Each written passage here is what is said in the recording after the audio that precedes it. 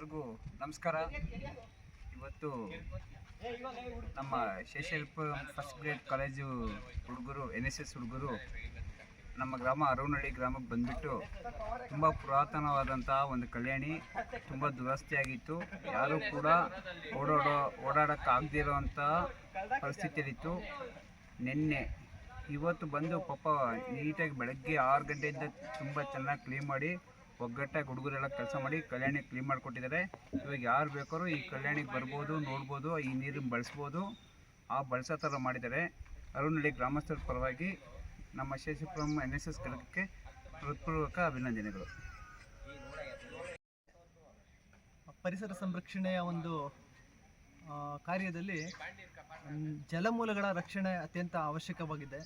ಈ ಜಲಮೂಲಗಳ ರಕ್ಷಣೆಯ ಭಾಗವಾಗಿ ಪ್ರತಿ ಊರುಗಳಲ್ಲೂ ನನ್ನ ಪ್ರಕಾರ ಕಲ್ಯಾಣಿಗಳಿರ್ತವೆ.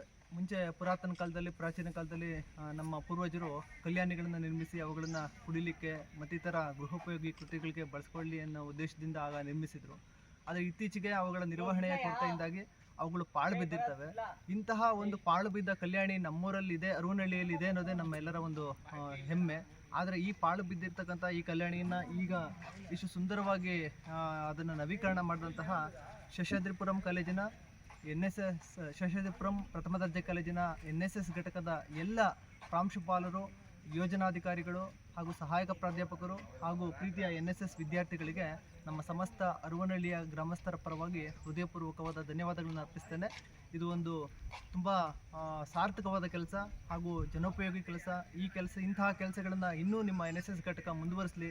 ಇನ್ನೂ ಇಂತಹ ಸಾವಿರಾರು ಕೆಲಸಗಳನ್ನ ಮಾಡಲಿಕ್ಕೆ ಆ ಭಗವಂತ ನಿಮ್ಮೆಲ್ಲರಿಗೂ ಶಕ್ತಿಯನ್ನು ಕೊಡಲಿ ಅಂತಕ್ಕಂಥ ಮಾತನ್ನು ಹೇಳ್ತಾ ನಿಮ್ಮೆಲ್ಲರಿಗೂ ನಮ್ಮ ಅರವನಹಳ್ಳಿ ಗ್ರಾಮಸ್ಥರ ಪರವಾಗಿ ವಂದನೆಗಳು.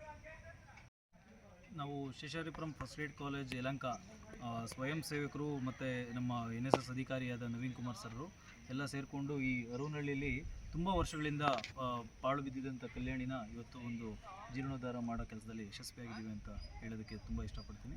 ಜೊತೆಗೆ ಈ ಕಲ್ಯಾಣಿನ ಒಂದು ಪುನರುತ್ಥಾನ ಮಾಡೋದಕ್ಕೆ ಸಹಾಯ ಮಾಡಿದಂಥ ಅರವನಹಳ್ಳಿ ಗ್ರಾಮಸ್ಥರಾದಂಥ ಜಗದೀಶ್ ಅಣ್ಣ ಮತ್ತು ರವಿ ಅಣ್ಣನವ್ರಿಗೆ ತುಂಬ ಹೃದಯದ ಧನ್ಯವಾದಗಳನ್ನ ಹೇಳಕ್ಕೆ ಇಷ್ಟಪಡ್ತೀನಿ. ಅದ್ರ ಜೊತೆಗೆ ಇಂಥ ಕಲ್ಯಾಣಿಗಳನ್ನ ಪುನರುತ್ಥಾನ ಮಾಡೋಕ್ಕೆ ತುಂಬ ಉತ್ಸುಕರಾಗಿ ಅದನ್ನು ಕೆಲಸ ಮಾಡ್ತಾ ಇರುವಂಥ ನವೀನ್ ಕುಮಾರ್ ಸರ್ ಅವ್ರಿಗೂ, ನಮ್ಮ ಕಾಲೇಜಿನ ಪ್ರಾಂಶುಪಾಲರಾದ ಡಾಕ್ಟರ್ SN ವೆಂಕಟೇಶ್ ಸರ್ ಅವ್ರಿಗೂ ತುಂಬ ಹೃದಯದ ಧನ್ಯವಾದಗಳನ್ನ ಅರ್ಪಿಸೋಕ್ಕೆ ಇಷ್ಟಪಡ್ತೀನಿ.